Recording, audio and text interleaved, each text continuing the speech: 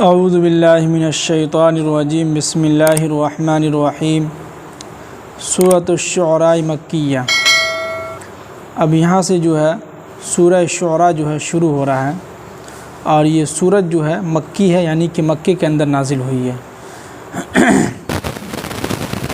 طاسین میم، یہ طاسین میم جو ہے یہ حروف مقطعات ہیں، اور جس کو عام زبان میں کہتے ہیں کہ ایک کوڈ ورڈ جس کو کہتے ہیں، اور اس کا ترجمہ صرف اللہ ہی کو معلوم ہے، اس کے علاوہ کسی کو نہیں معلوم۔ آگے فرمائے کہ تلک آیات الکتاب المبین، یہ اس کتاب کی واضح اور کھلی نشانی ہے جو بالکل واضح اور حق کتاب ہے، یعنی کہ آگے جو قرآن پاک کی آیت نازل ہو رہی ہے تو یہ بالکل واضح اور حق کی کتاب کی جو ہے اس کی آیت ہے، اس کی نشانی ہے۔ آگے فرمائیں کہ لعلک باخع نفسک الا یکونوا مؤمنین، کہ اے نبی صلی اللہ علیہ وسلم آپ جو ہے اس غم میں جو اپنے آپ کو ہلاک و برباد نہ کر لیں کہ الا یکونوا مؤمنین، کہ یہ لوگ ایمان نہیں لاتے ہیں، یعنی کہ اس آیت کے نازل ہونے کا مقصد یہ تھا کہ اللہ کے نبی صلی اللہ علیہ وسلم جو ہے ہمیشہ جو ہے غم میں رہتے تھے، پریشانی میں رہتے تھے کہ لوگ ایمان کیوں نہیں لاتے ہیں، لوگ جو ہے ایمان ہماری باتوں کو سنتے کیوں نہیں ہیں، لوگ سننے کے بعد جو ہے ایمان کیوں نہیں لاتے ہیں۔ اور دوسری بات یہ بھی ہے کہ دیکھیے اس دنیا کے اندر اللہ تعالیٰ نے جو ہے دو طرح کے انسان رکھے ہیں، ایک وہ جنہوں نے جو ہے اپنی عقل سے جو ہے دماغ سے جو ہے قرآن و حدیث کو سمجھا اور ایمان لایا اور اس پر عمل کر رہا ہے۔ دوسرا یہ کہ یہ دین ایسا ہے جس کے اندر کوئی زبردستی نہیں ہے،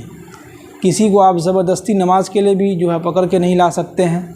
کسی کو آپ زبردستی ایمان میں داخل بھی نہیں کروا سکتے ہیں، کسی کو ہے زبردستی کوئی نیک کام جو ہے کسی سے کروا بھی نہیں سکتے ہیں آپ، جس کو قرآن نے تیسرے پارے کے اندر کہا کہ لا اکراہ فی الدین قد تبین الرشد من الغی، کہ اس دین کے اندر کہ اے نبی صلی اللہ علیہ وسلم آپ لوگوں کو زبردستی ایمان کے لیے نہیں مجبور کر سکتے ہیں، آپ لوگوں کو جو ہے زبردستی ایمان میں نہیں داخل کر سکتے ہیں۔ اس لیے ہم نے جو ہے قرآن پاک کی آیت جو ہے جگہ جگہ پہ ہم نے بیان بھی کیا ہے،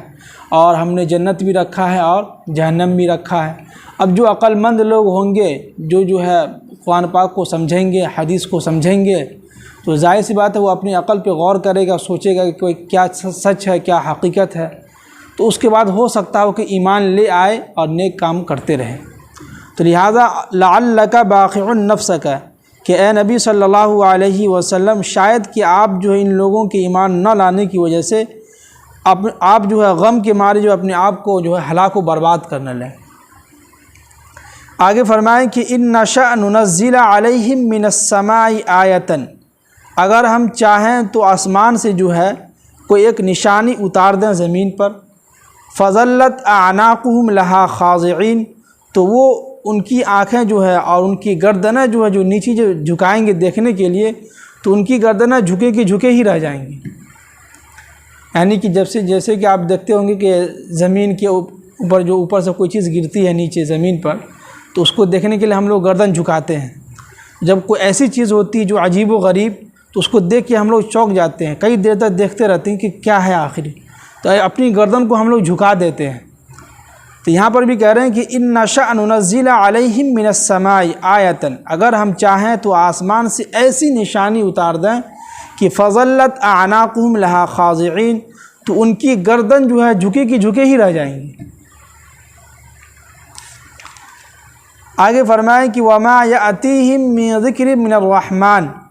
کہ اے نبی صلی اللہ علیہ وسلم جب ان کے پاس خدائے رحمان کی نصیحت کی جاتی ہے،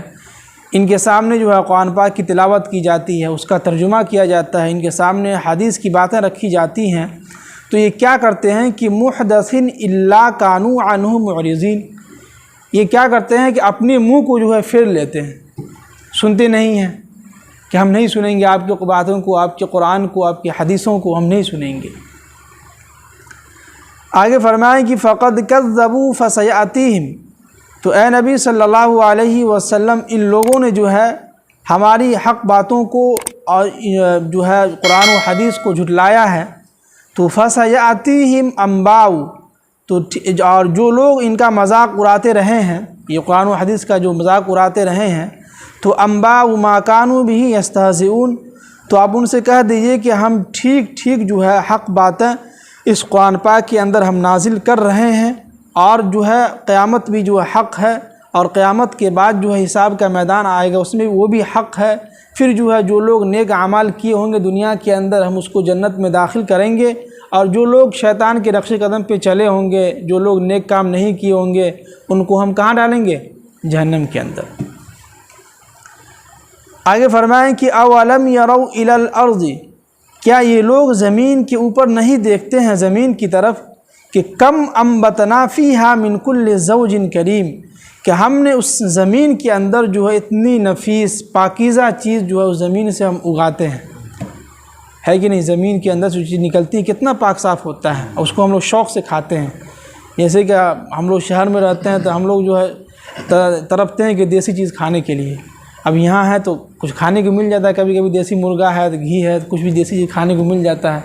تو سمجھیے کہ جو ٹیسٹ یہاں آپ کے کھانے کا ہوتا ہے نا، وہاں ٹیسٹ ہم لوگ شہر میں نہیں ہوتا ہے، اس لیے کہ ہم لوگ شہر میں کیا وہ بازاری چیز آتی ہے اور کیمیکل ملا ہوا رہتا ہے، سب کھاتے ہیں، وہ ٹیسٹ نہیں رہتا ہے۔ جو کھانا ہم یہاں کھاتے ہیں اتنا اچھا لگتا ہے ہم کو، یہاں کھانا سبزی وغیرہ ہو، کوئی بھی چیز ہو، بہت اچھا لگتا ہے، اس لیے کہ یہاں دیسی چیز بنتا ہے، آپ لوگوں کے اپنے کھیت سے جو ہے نکالتے ہیں، پھر جو ہے اس کو کھاتے ہیں، بناتے ہیں تو اچھا لگتا ہے۔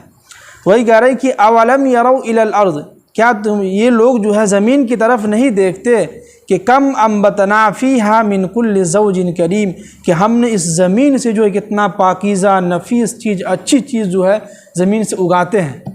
اور یہ لوگ اسی زمین سے اگانے کے بعد کیا کرتے ہیں؟ خود بھی کھاتے ہیں اور بیچتے بھی ہیں۔ آگے قرآن کہہ رہا ہے کہ ان فی ذلک لآیہ، بے شک یہ ساری نشانیاں جو ہیں بہت ہیں، اگر اتنی ساری نشانیوں پر یہ لوگ ایمان لے آئیں دیکھ کے، سمجھے کہ بہت ہیں، لیکن کیا ہو رہا ہے کہ وما کان اکثرهم مؤمنین، لیکن اکثر لوگ جو ہے ایمان نہیں لا رہے ہیں۔ کیا ہو رہا ہے؟ اکثر لوگ ایمان نہیں لا رہے ہیں۔ اب دیکھیے کہ حضرت نوح علیہ السلام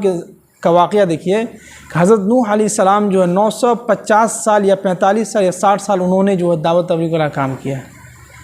تو 950 سال یعنی کہ دعوت تبلیغ والا کام کرنے کے بعد صرف جو ہے 50 یا 95 آدمی ایمان قبول کیے تھے۔ اللہ، تو اللہ تعالیٰ ہر کسی کو جو ہدایت نہیں دیتا ہے، جس کے مقدر میں لکھا ہوتا ہے اسی کو اللہ تعالیٰ ہدایت دیتے ہیں۔ تو اسی یہاں پہ ایک یہ بھی چیز ہے کہ ہم کسی کو کتنا بھی کچھ سمجھا لیں، اس کے اوپر جان کھپا دیں، لیکن اللہ تعالیٰ اس کے مقدر میں ہدایت لکھا ہوگا تو اللہ اس کو دے دے گا۔ آگے فرمائیں کہ وَإِنَّ رَبَّكَ، بے شک تمہارے رب کا، لَهُوَ الْعَزِيزُ الرَّحِيمُ، بے شک تمہارا رب جو ہے صاحب قدرت ہے، یعنی کہ طاقتور ہے، الرحیم، اور جو ہے رحم کرنے والا بھی ہے۔ یہاں پہ دیکھیے اللہ تعالیٰ نے اپنی صفات کو دو بیان کیا ہے۔ ایک پہلے یہ بیان کیا کہ اللہ تعالیٰ ان تمام چیزوں کا دنیا کے صاحب قدرت والے ہیں، چاہیں گے تو اس دنیا کو مٹا سکتے ہیں کن فیکون کے ذریعے سے، فوراً مٹا سکتے ہیں، چاہیں گے تو جس کو چاہیں گے اللہ تعالیٰ ایک نیکی کی وجہ سے اس کو معاف کر دیں گے، اور اگر چاہیں گے تو ایک انسان ہے جو ساری زندگی جو ہے نیک کام کرتا رہا، لیکن ذرا سا بھی فالٹ آیا، کچھ خرابی آ گئی، اللہ نے فوراً ان کو جہنم میں ڈھکیل دیا۔